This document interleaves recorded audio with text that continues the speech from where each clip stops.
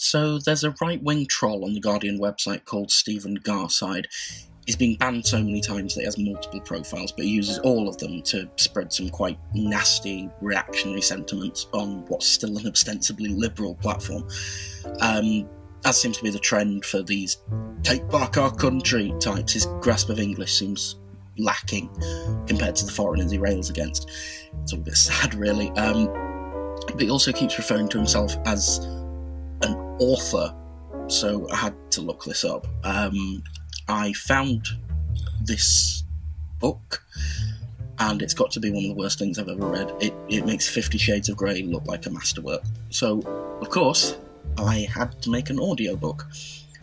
I've tried to use emphasis to really capture the writing style, so if my reading's a bit weird, it's only because the book is even weirder. Enjoy! Johnny Digweed, Chapter 1.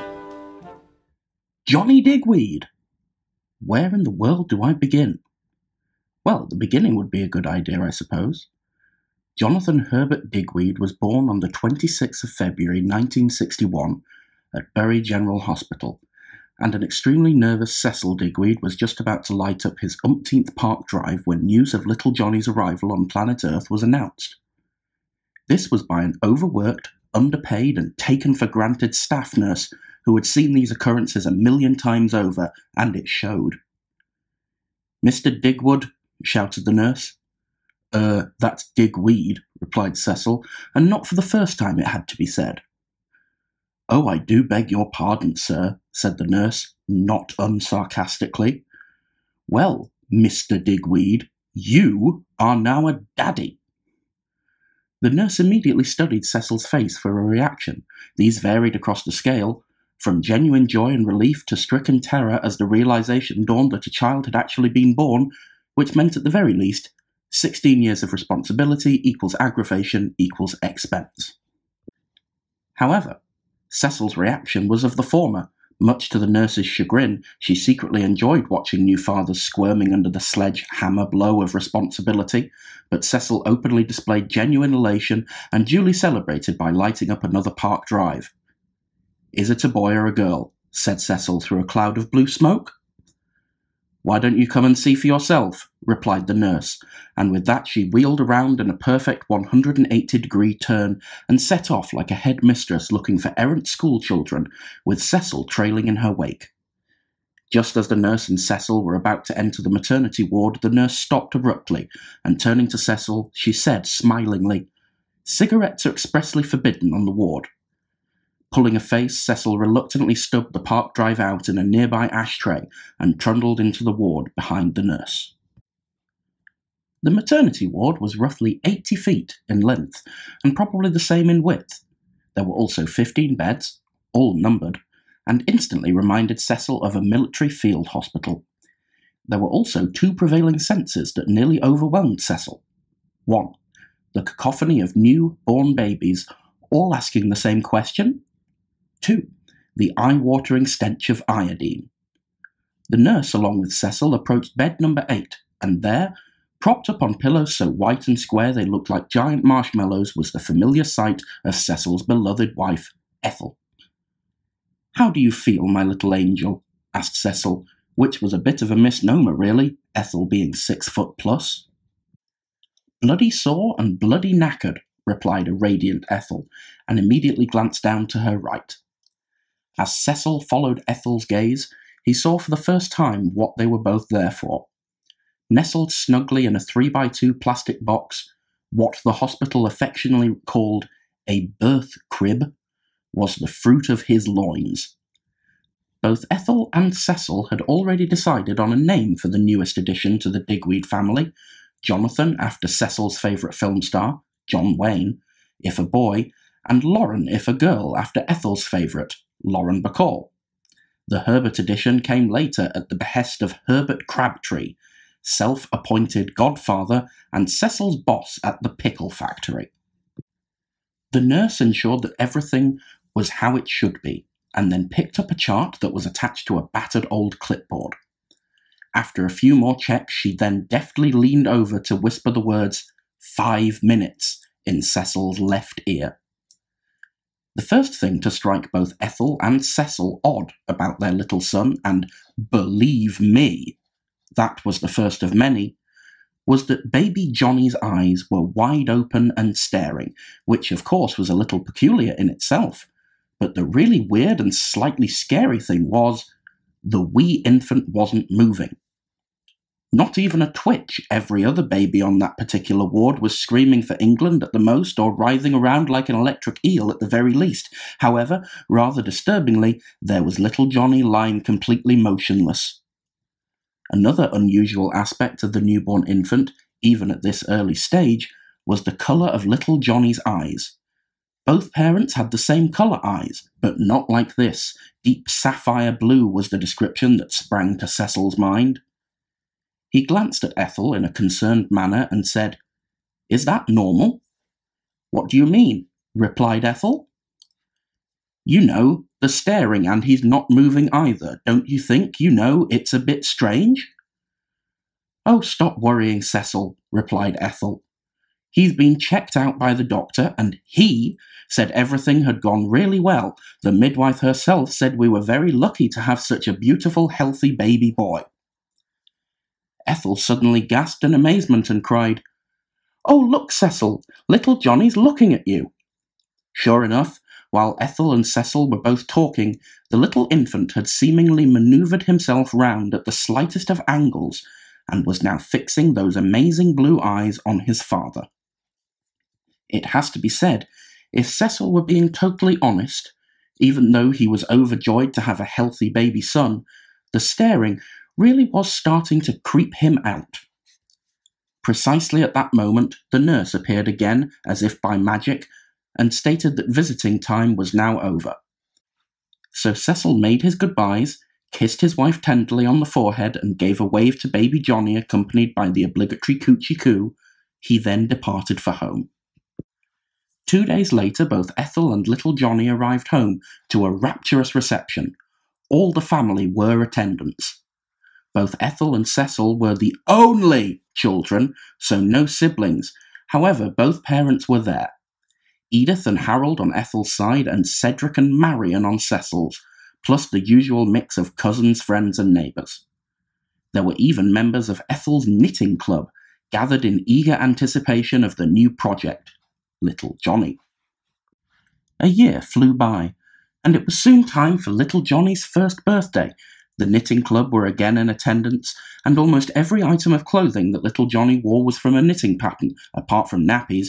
However, the knitting club were a resolute bunch and were working on it. Little Johnny was treated like a prince, and he was duly pawed at, had faces made at him, and all the grown-ups had developed fluent baby talk, except that little Johnny couldn't understand a word of it. The seminal moment arrived, "Cake number 1!" And just as the last bars of Happy Birthday were being sung, the little birthday boy suddenly, and for no apparent reason, let out an ear-piercing scream and then lunged toward the cake, blowing the single candle right out. Well, the look on everyone's faces was of total bewilderment. No one expected that, and then the little 1-year-old very slowly turned around to face his parents, wearing a smile that quite frankly scared everyone to death.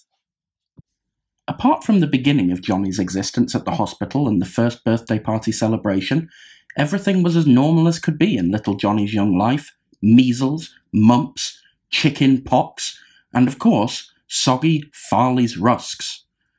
Johnny wanted for nothing. Cecil carried on working shifts at Perfect Pickles, and Ethel, in between looking after her little son, worked part-time at the local library, which was enough to keep the wolves from the door and provided a nominal standard of living.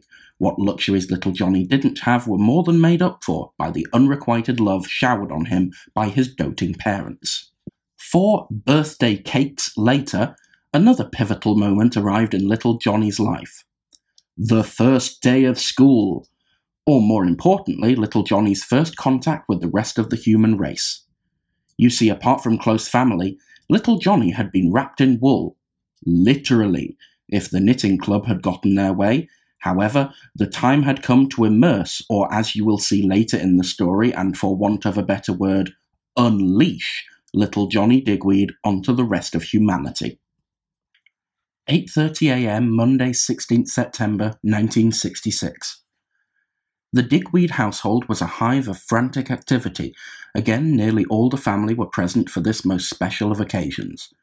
Little Johnny was resplendent in his grey shorts, white shirt, grey socks, black sandals, and a little red bow tie. In one hand he was clutching a plastic Tupperware box filled with goodies lovingly baked by Grandma Edith, and in the other hand a big red shiny apple. Cecil had asked for special permission to be off work this morning, so he would be able to take his son to the local infant school, as they were called at that time. All the goodbyes were said, and little Johnny, having been kissed more times than a Blarney Stone, was led outside to the waiting car. Inside the old black Austin Wolseley were Cecil and Ethel, Grandma Edith, and Grandpa Cedric, and of course, little Johnny. The 5-mile journey only took 10 minutes, so it wasn't long before the big Wolseley pulled up outside the Holcombe Brook All Saints Church of England infant school. The school, like many of its kind, was formerly a church, and as such had an extremely Gothic appearance. High arched windows accompanied by a huge pointy spire that just seemed to go on forever, as well as a large playground surrounded by black wrought iron railings. Again, another round of kissing from the female members of the escort, though a reassuring rub of the top of the head from Johnny's dad and grandpa. Exactly at that point, little Johnny was gently ushered toward a large, kind-faced lady announcing herself as Miss Rumpel. After a final round of farewells and blown kisses from the Digweed clan, a totally emotionless and still staring Johnny Digweed, hand in hand with Miss Rumpel, was gently led away toward the school entrance and his first big adventure. All in all, there were roughly 25 5-year-olds of mixed gender who were experiencing their first major challenge in life. Being away from the sanctuary of the apron strings for the first time affected the little mites in a variety of ways. A number of the new batch were either sobbing, screaming, or just plain terrified. Indeed, Miss Rumpel was holding on to one of the new kids, a little girl called Alice, in a manner that suggested if Miss Rumpel were to let go, Alice would become the first human being to flap her arms and fly away. All of a sudden, everyone stopped what they were doing, and as one, all looked in the same direction, toward the main classroom/play area. There, standing alone, was little Johnny Digweed. Johnny wasn't screaming or crying, and he didn't appear to be scared either. In fact, little Johnny, leaning against a wall, started to casually flick a large red shiny apple up and down in his left hand, and then, amazingly, Johnny started to sing. And it wasn't just any kind of singing, this was spellbinding stuff. All the children, including Miss Rumpel, seemed to be held in some kind of hypnotic trance. Miss Rumpel was head of both the church and Sunday school choirs, and had been for 30 years, and in all that time she had never heard singing like this. Up until little Johnny had started his grand classroom performance, the whole place had been frenzied. However, even though Johnny had now ceased singing, the whole atmosphere had changed dramatically, and as such was now a haven of calm. From that day onwards, and until Johnny would depart All Saints and join the nearby Holcombe Brook Primary School, everything would go swimmingly for young Master Digweed. September 1968, and little Johnny arrived at another brand new school, Holcombe Brook Primary. It was also at this point, tragically, that little Johnny experienced death for the first time. His mother, Ethel, had been ill for some time now, and so, on the 22nd of October 1968, death came and took Ethel Digweed in the form of lung cancer. 3 days later, Cecil cremated his little angel, as he so lovingly called his wife, and noticeably at the funeral, he wasn't smoking. Even at that time, it was becoming increasingly clear that one of the main causes of cancer was smoking-related, and to that end Cecil quit. Friends and relatives congratulated Cecil on his willpower. However, it wasn't willpower that stopped Cecil smoking, it was a plain fear of dying, simple as that. 2 weeks after his mother's funeral, little Johnny returned back to Holcombe Brook Primary, and it is at this stage, dear reader, where you will see where I'm going with this story. You see, Jonathan Herbert Digweed is no ordinary boy, and it was on one beautiful sunny day at Chester Zoo that this first became apparent. A big red coach pulled up outside Holcombe Brook Junior School, and Stan Caldwell, the driver, plucked off his peaked cap, re-brill-creamed his hair, had a quick look in the mirror, and then tooted his horn to alert the teachers and his little charges. There were 30 kids and 2 teachers, and it soon became evident to Stan that 3 adults against 30 kids/monsters were bad odds. However, after a series of threats and bribes, the kids/monsters were suitably pacified, and the Holcombe Brook School field trip finally began in earnest. Little Johnny insisted on sitting up front, facing Stan, which incidentally didn't go down at all well with him. Every time Stan tried to make some kind of conversation with his little co-pilot, nothing, not a peep. Not even when all the other kids attempted a bawdy rendition of 10 green bottles, again, nothing. And every time Stan turned to make eye contact with little Johnny, he received the same piercing stare. Especially disconcerting was the fact that the journey from the school to the zoo took just over 2 hours, and in all that time, little Johnny never moved a muscle. End of Chapter 1.